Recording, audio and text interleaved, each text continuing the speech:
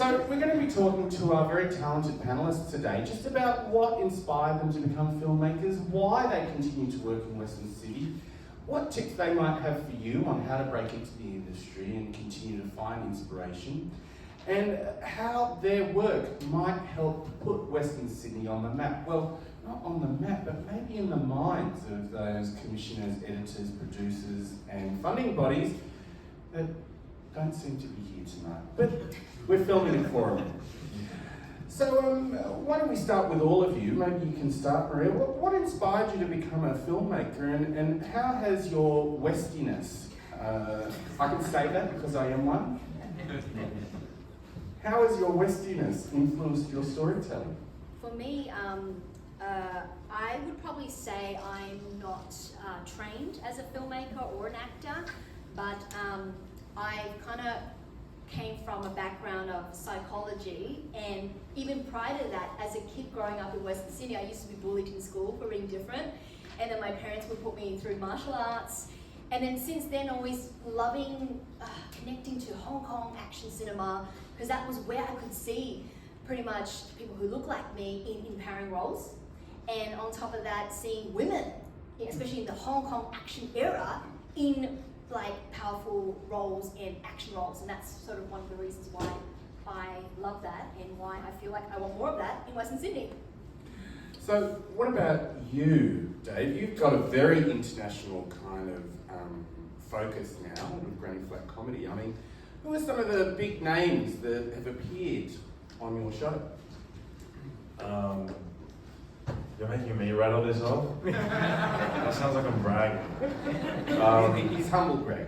Michael Bublé, Jack Black, Lincoln Younes, girlfriend, if you were in a show with him, Last King of the Cross. Who else? Thomas Brody Sangster, Maya Mitchell. Yeah, those, I think. Oh, that's a good start. So, how important is your Westie identity to the work that you do? Oh, it's super important. I mean, the whole reason I wanted to get into making films and skits and stuff like that is that there's so many characters in Western Sydney, and what draws me to storytelling are characters. And I was always growing up around these people and didn't necessarily see all of them on screen or online. So ultimately, I just wanted to put people that I see around me on screen, pretty much, and just celebrate that and have fun and make people laugh in the process. Now, often when I tell people where I'm from, they say, when I tell people where I'm from, they say, no, where are you really from? And I say Greystanes. And a lot of people don't seem to know where Greystanes is, but now, thanks to Ryan, they may well know a little bit more about Greystanes. Ryan, what was it like working in Greystanes, and how has, that sense of place informed or influenced your work? So my dad grew up in Greystanes. He was one of 8 siblings in a Maltese family growing up in the 1970s. Our series Greystanes is set in the mid-1990s when I was a wee pup. And I grew up with a healthy diet of trips to the video store. It was a Friday treat for us, and Mum raising my sister and I on all the great films that they grew up with in the TV age, films by Alfred Hitchcock and the classic Universal monster movies, King Kong. And one thing I absolutely loved growing up were the Hammer horror films with Christopher Lee and Peter Cushing, and see the two run and duke it out in a gothic castle or whatever. And then in Greystanes, we have the Greystanes Aqueduct, which closed down in the 90s, and it's this beautifully gothic thing, it looked like something Tim Burton pooped out. And it was just amazing to, shooting there at night, my own kind of gothic horror suspense, actually just using that local environment. It's like, it's like, back in the 1930s, people getting a buzz out of watching King Kong climb the Empire State Building. I'm hoping people get a buzz out of Il Hadila, who is the Maltese sleep paralysis demon haunting our main protagonist at the Greystanes Aqueduct. I mean, for a lot of people from Mosman, Greystanes in the western suburbs are already scary enough.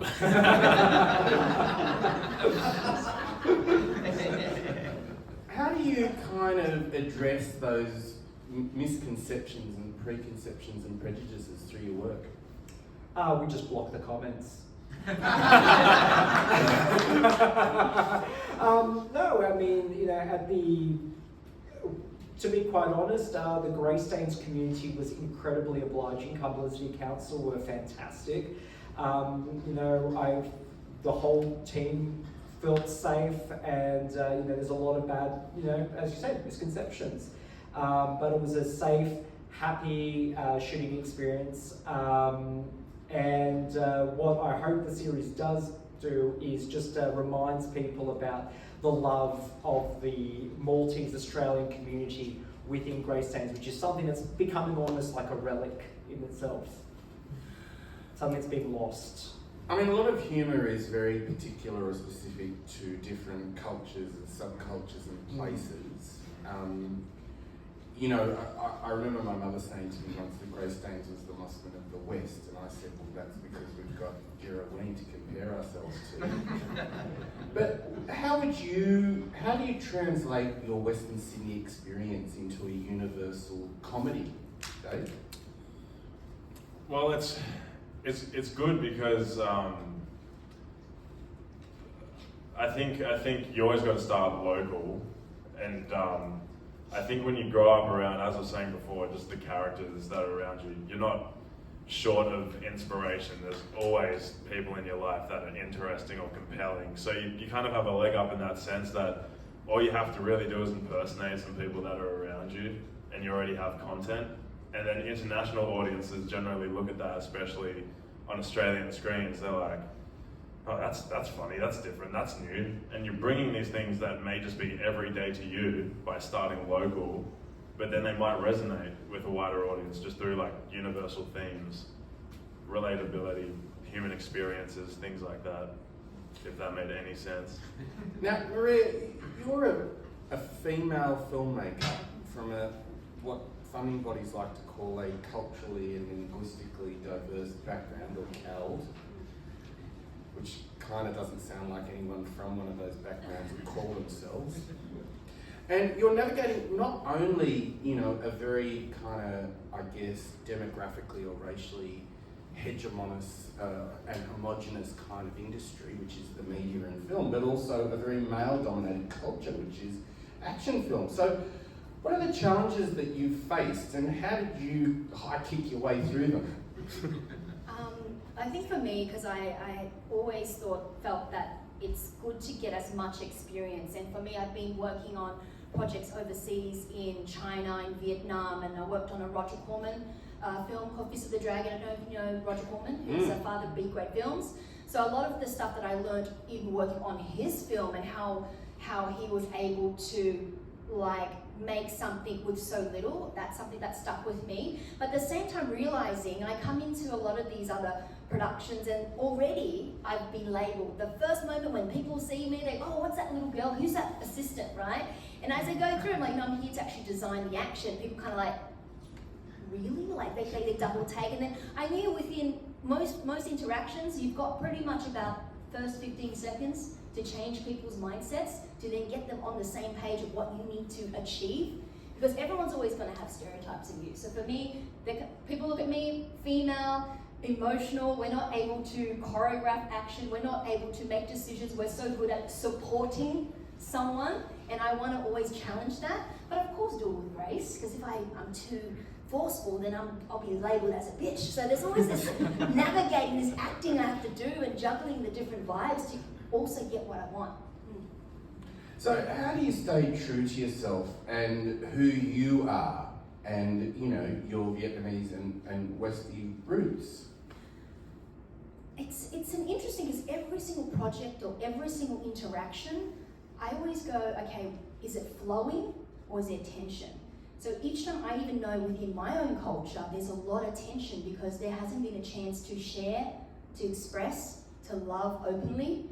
And again, in interactions of people maybe sometimes stereotyping you, maybe there hasn't been that opportunity to bring people together. So there's tension, there's also the flip side is an opportunity for bonding. So I'm always kind of like, never taking it too personal. Whenever someone says no to you, it's like, yeah, they say no to me at this time, but if I keep on doing great things, they're gonna turn around. It's okay, we'll just one day, but I'm gonna keep going. Although I've always thought that the media and entertainment industries are the only industries in the world where you can die of encouragement. Everyone's always telling me how great I am, and before I never see them again. It feels like we've already broken up before we've done anything at all. How do you, what I've thought is really interesting is that obviously there's a lot of funding for certain kinds of projects, that big funding bodies like Screen Australia or Screen New South Wales or the ABC will take on. You guys have kind of charted your own paths as independent filmmakers. How do you kind of, address or encompass, filmmaking grammar using new technologies like social media or digital or TikTok? Oh, that's right. on the TikTok sensation. That's you. Apparently. So just full disclosure, Greystains was supported by Screen Australia, TikTok Australia through the Every Voice initiative. And in terms of using the new technologies, back when when TikTok became a thing during the height of the pandemic, people's attention spans were like, they would make, we're a victim of doom scrolling, and people made their decision about content in 3 seconds.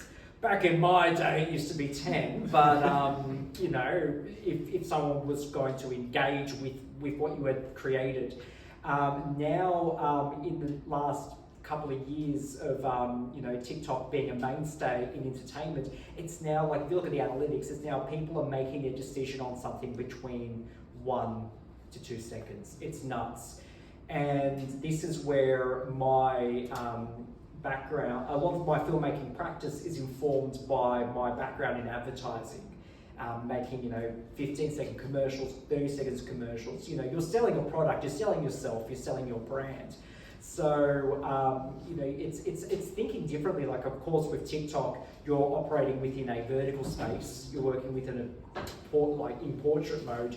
So ideas that would be fantastic horizontally might not translate vertically. Vertically, it's favouring a lot of close-ups and a lot of faces and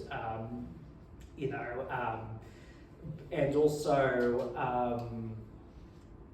Like we said, you've got to capture your audience in 1 to 2 seconds. So it's almost like getting your, get your WTF moment, or get your most arresting visual up front.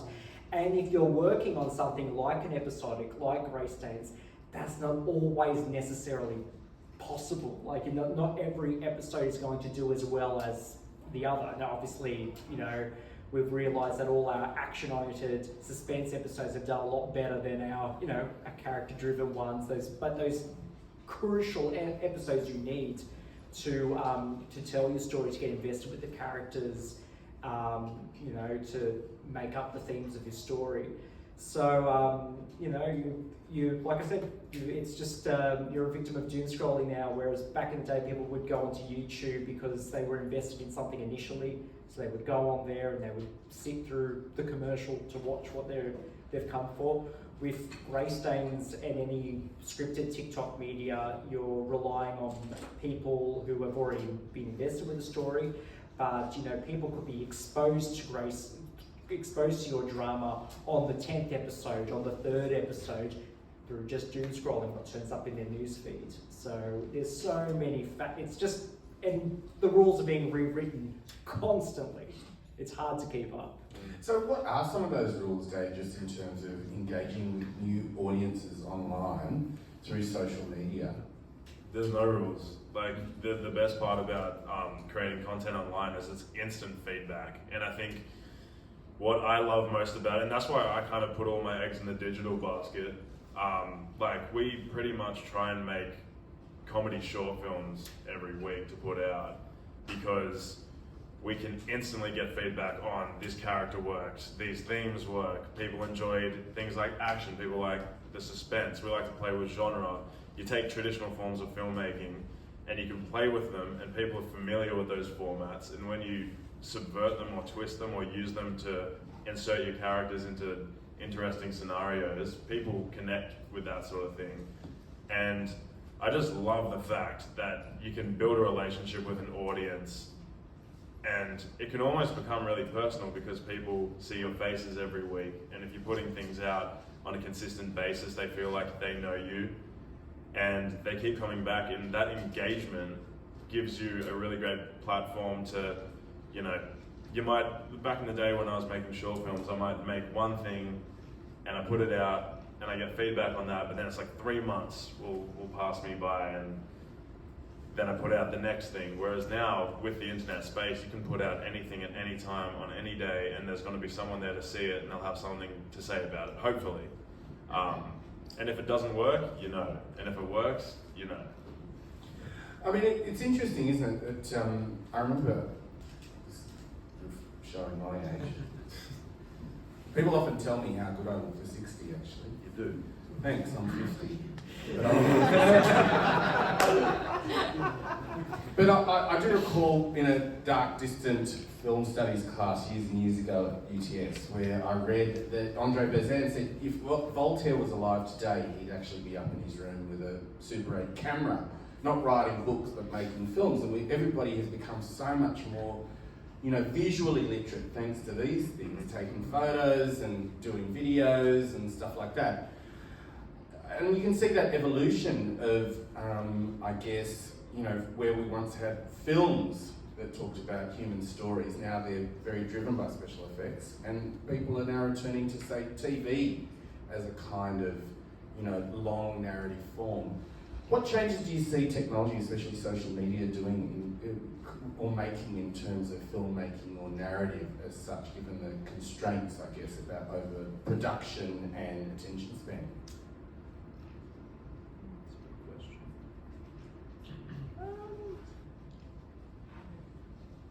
I'm thinking on the fly. That's okay, I did the same Well, with the I have question. a comment. Go. Yes, tell me. Maria. Okay, because Please save us. Because but also, like, I'm not popular on social media, and I don't put all my efforts on that.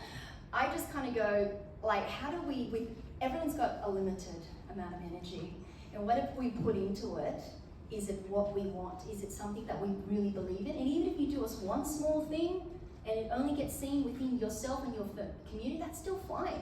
Because I do know, because I live also in the US, and some people get addicted to these numbers on social media. Like, it's like, oh, I've got a high here, and then I have to chase it, and then it's never ending, right? And then you're like, and then next thing you know, you're like, what is this all for? So, because there's got to always be someone else that's better and younger and faster and all that stuff. Yeah.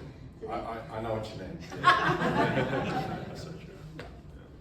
So, I mean, well, you're creating or producing an urban assassin trilogy called Echo 8. Tell us a little bit about it, Maria. Yeah, so the first one I made was on a budget of $10,000, a full feature film, 90 minutes, action film. And to be honest with you, through the process of making it, I realized I don't need to go to film school or acting school, getting groups of people in your community, getting basic equipment, and just building a community, because other people have skills. They come on board, they help. If they can see your vision, man, people come towards that vision and help you out. So we did the first one, and after when we did the first one, we're like, holy moly, it's done well. It's on Amazon Prime, Tubi, and a whole bunch of platforms.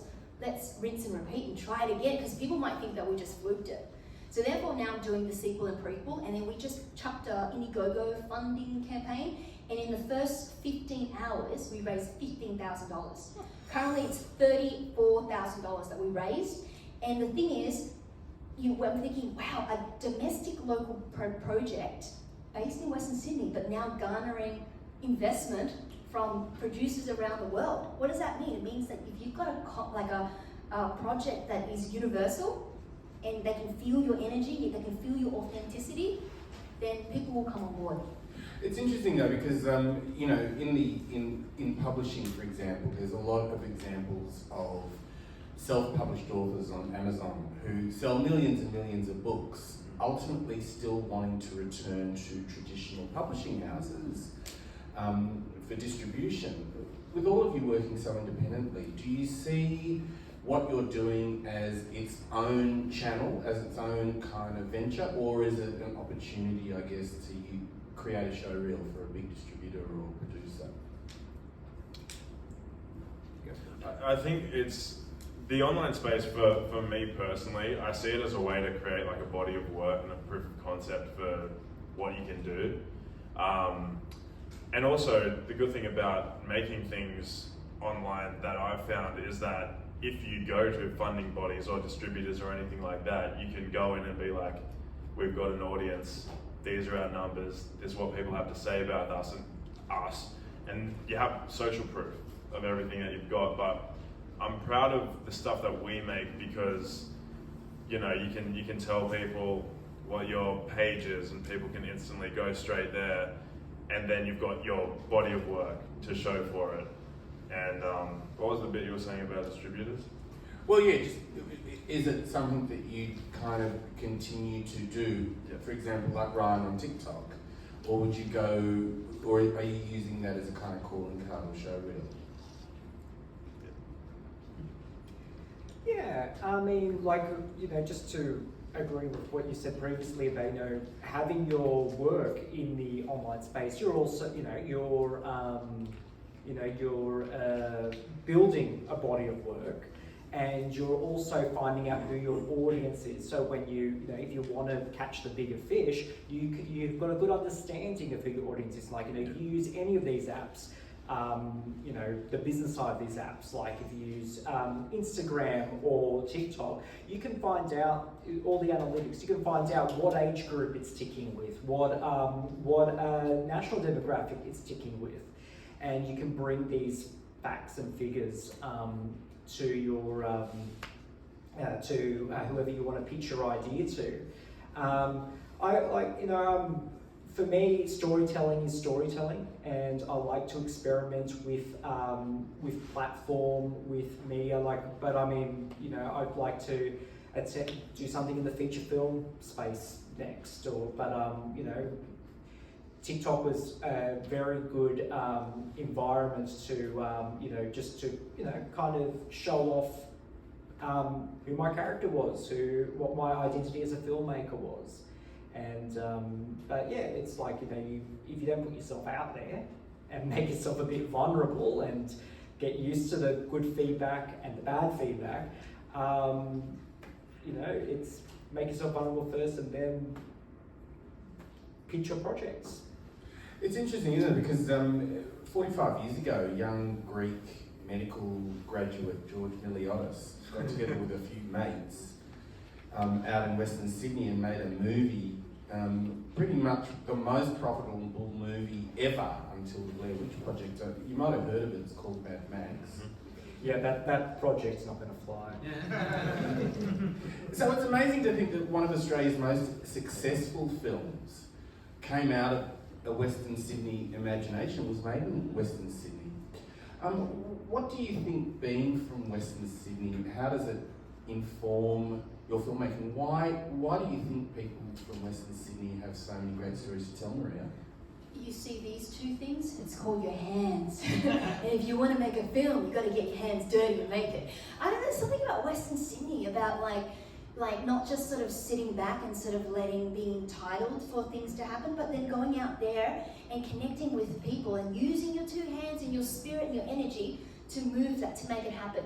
Because I feel like Western Sydney, our families, my parents coming from war-torn country, you know, they worked so hard to make ends meet. You know, they hoped that I didn't get into the arts or filmmaking. I did psychology, I ended up going into this path.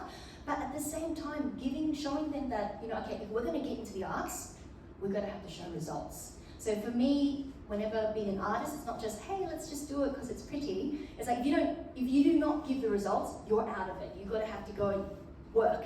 So I feel that's always been the fire under Western Sydney artists, is that you either do your art and make sure it has a return, or you're going to have to find another field. So, yeah. We're a breeding ground for underdogs, I find, and everyone loves a good underdog story. I started off my filmmaking journey not wanting to be restricted by where I came from in Western Sydney. I just told what stories interested me, and one day I'm there turning a basement in Surrey Hills into a scene for a World War II era horror fantasy set in Nazi-occupied Prague. And it wasn't until my family actually said to me, maybe for your next project, combine what you love, which I love mythology, folklore, dark fantasy, all that sort of stuff. Combine what you love with your identity and where you come from. And it wasn't until I found there was a whole book on Maltese folklore, on Maltese mythology and monsters, and then started to research my dad's history of growing up in Greystanes and that I was like, it's like all the pieces just started, clicking. It became, we were pitching it as, because it's kind of like Stranger Things, we were pitching it as woggy things.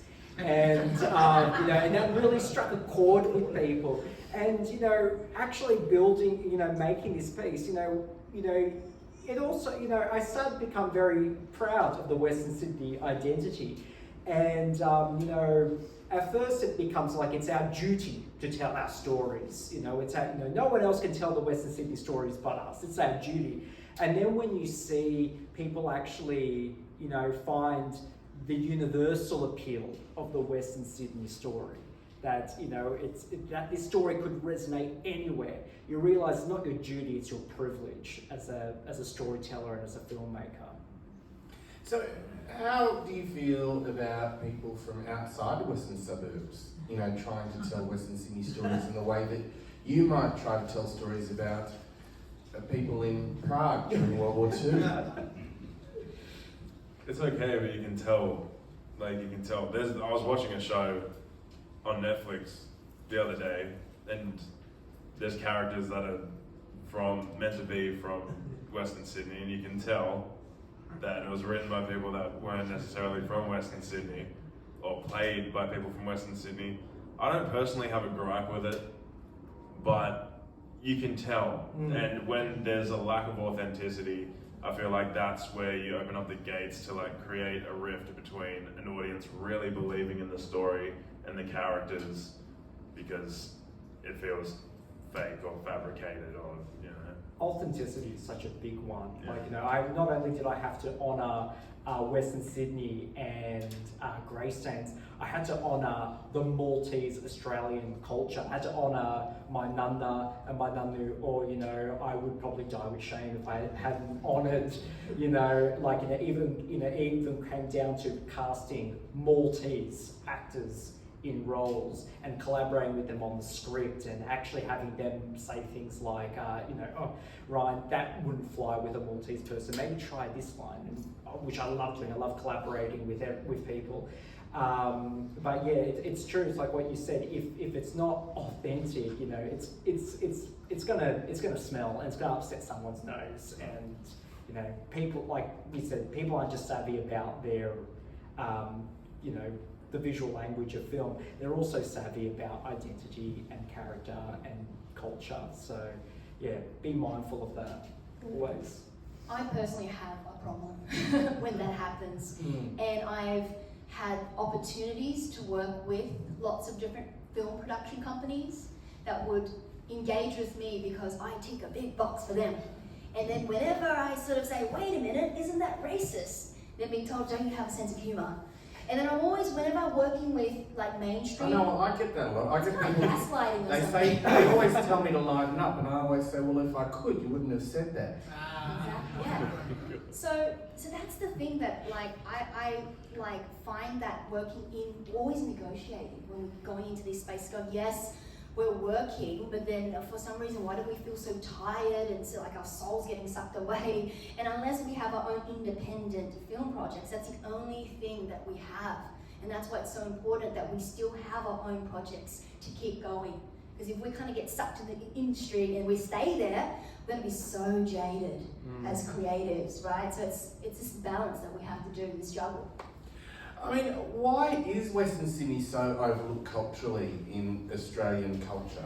You know, it's the biggest region geographically, it's the biggest region in terms of population, it's the, you know, virtually the geographic and demographic centre of Sydney.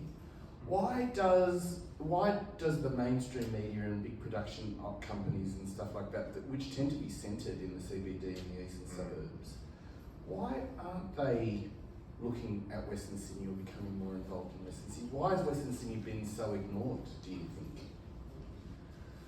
Because the people with the money live in those areas, probably. I mean, I couldn't. I think that's my answer. I don't know.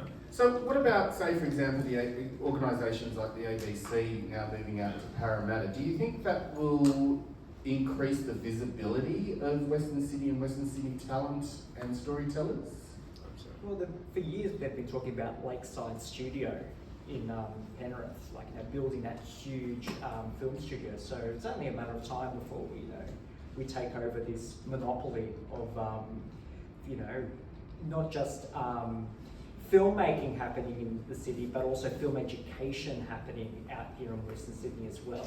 You know, you don't have to go to Sydney Film School. You don't have to go to UTS or something. You know, I mean, they're great institutions, of course, but like, you know, you don't have to. You know, you can go right. You know, you can find your filmmakers community right here.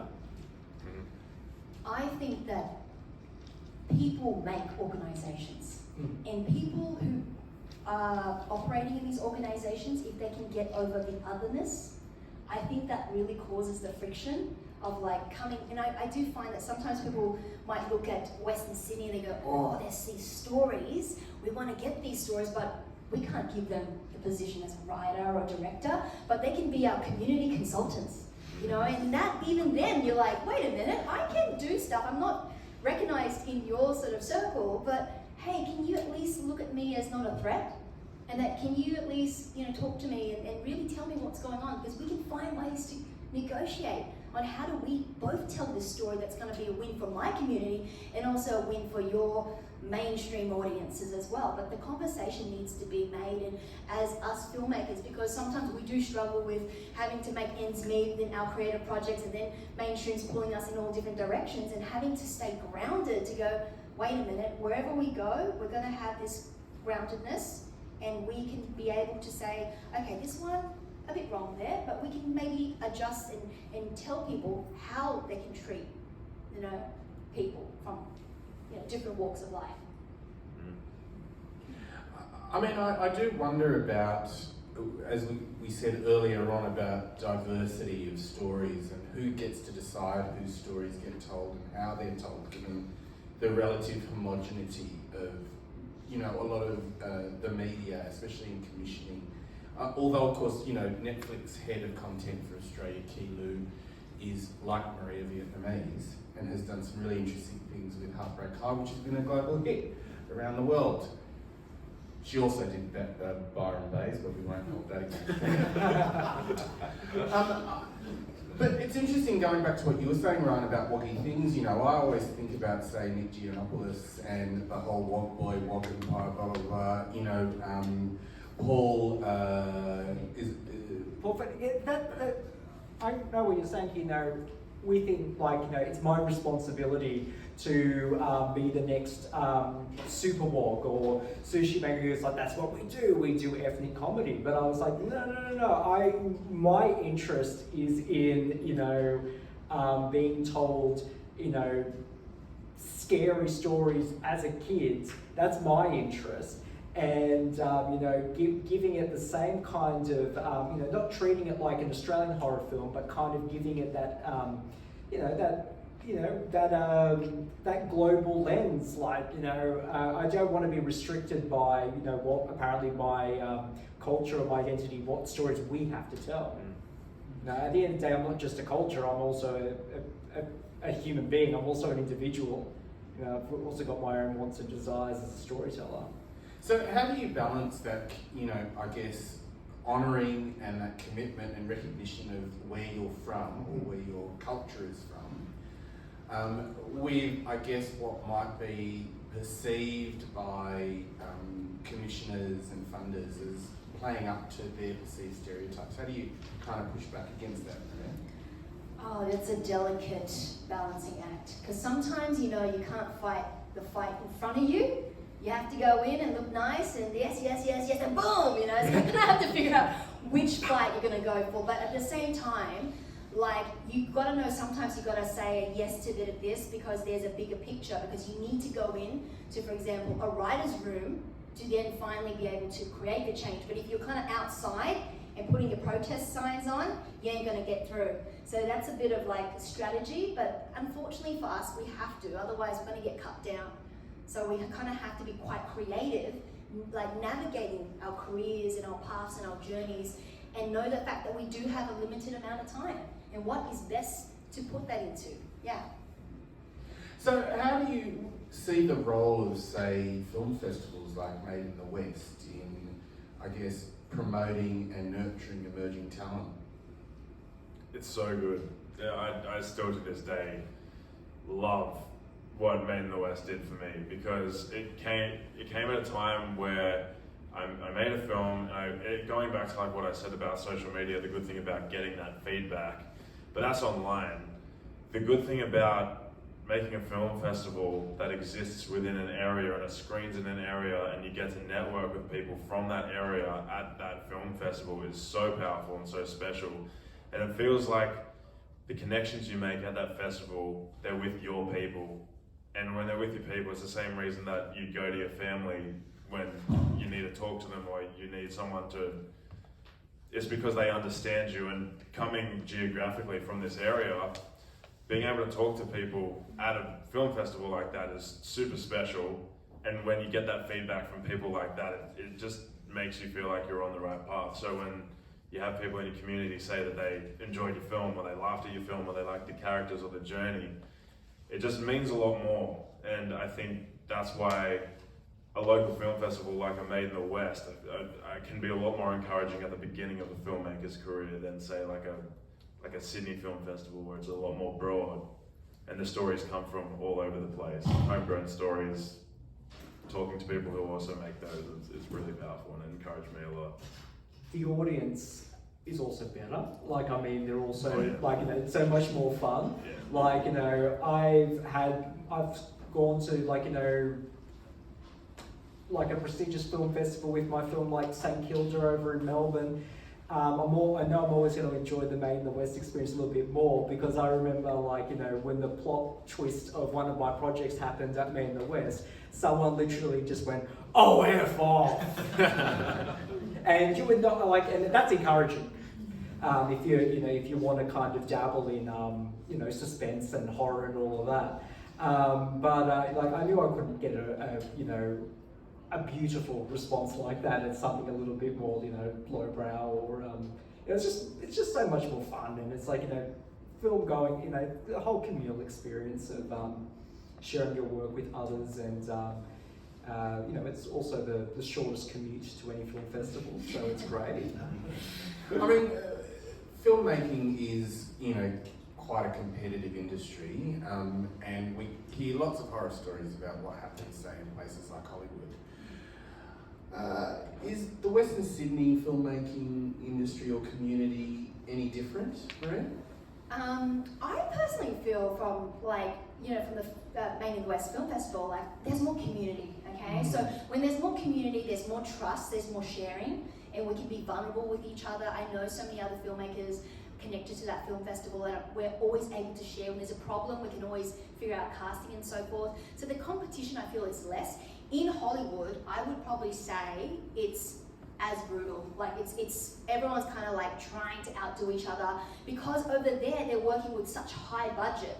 Okay, so for me going over there, because I live partly over there, and they go, "What? You made a film for how much? Where's Western Sydney? What?" Everyone's kind of now re-looking at, wait a minute, since all the strikes that are happening over there, how do we start investing in independent cinema? because they're going to get the results, they're going to get distributed, they're going to find their way, they're going to tell their stories, they're making a return back for less, and they're continually making films without having to rely on getting into the system. They're creating their own industry. And that's what I'm starting to feel. That's the global shift back to the creatives. And especially once we have the confidence in the fact that we're doing the right thing and that we should band together to help each other out, we're going to see the change. Okay, so you're all acclaimed, successful filmmakers, charting your own path in the film world and making very interesting and entertaining films and stories for global audiences. What advice would you give to any of the aspiring filmmakers here about, or what advice would you give to yourself before you started out on your filmmaking adventure? Right? Well, I'm going to give you the response while I'm still sober.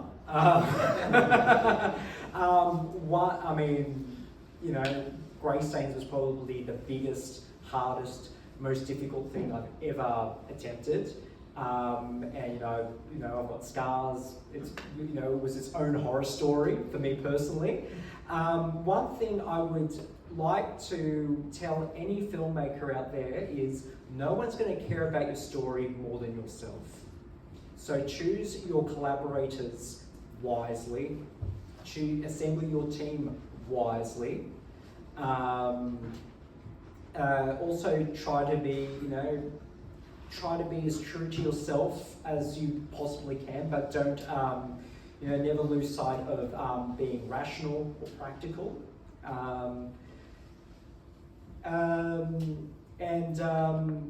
One last thing, at the end of the day, just say to yourself, it's only a film.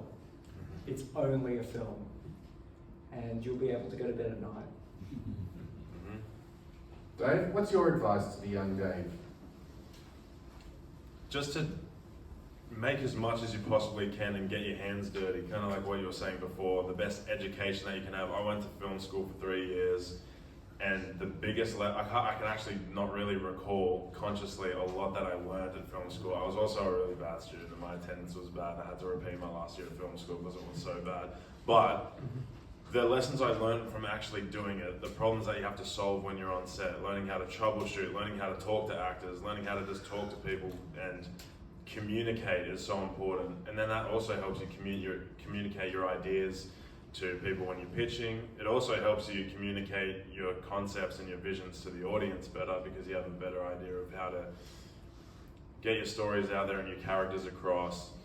And I also think just probably try and be the hardest worker in the room. None of this comes easy. There's no accidents. And when luck or opportunities present themselves, you've got to be able to seize those opportunities in the most effective way possible. And there's things that have come my way, opportunities that are incredible, and I appreciate them, and they come out of nowhere, but they would never have come if you don't put yourself out there and you don't take the first step and work hard and build up your skills so when they come across your table, you can actually handle that and do a good job and do yourself justice as a filmmaker. And for me is be responsible for your journey. A lot of filmmakers, sometimes I come across, but then this happened, that happened, this happened, like yes, but if this is your project, this is your film, and you want to see it done, do it. No one else is going to get it done except for yourself. Stay disciplined, be focused, ignore the naysayers, put your head down and get it done. Because you never know the film that you make, and then once it's screened, it's accessible to film festivals, to video on demand, it doesn't matter the quality. There will be people out there who watch your film and it would have touched them in a way. It would have moved them to do something. Know that there's that power, that spiritual journey of what you create, and just keep going. That is fabulous advice. Please thank our wonderful panelists.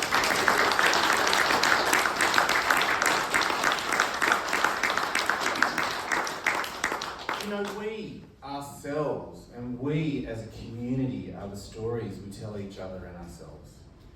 And for me, having grown up in Western Sydney, to see the streets that I knew so well, that they were almost a part of my intimate imaginary geography, places that I visit in my dreams to this day, to see them on the big screen in a way that they were celebrated rather than held up as something to be afraid of was so powerful and so profound for me. That's why I've been such a big supporter and so glad to work with Made in the West Film Festival and all the amazing work that they do. You know, I remember a few years ago being at a diversity conference. Don't know why. And I recall people talking about the idea of opening doors. You know, that those who go before us should open doors for us. And perhaps that may have been true once when the channels and platforms of distribution were so restricted. Again, I'm probably showing my age, but when I grew up, we only had 3 TV channels and most of what they had on was shit. There wasn't very much Australian programming. It was often always imported from the UK or the US. And so we never got to see ourselves on screen. Not just people who look like us, but people who sound like all of us. And the interesting thing is, the best thing is as Cocteau once said, art exists because the world isn't perfect. And by jingo, it really isn't very perfect right now. But all of us as creators, as storytellers, we can, as Maria said, tell our own stories. We are makers of new worlds. And we don't need someone to open a door for us. We can just make our own fucking door. And hopefully we can open that door and open the worlds that we've created, the worlds that we've come from, to wide audiences across the world. All you need is a phone and an idea. And you can do the exact same thing as these wonderful filmmakers. Please give them another round of applause.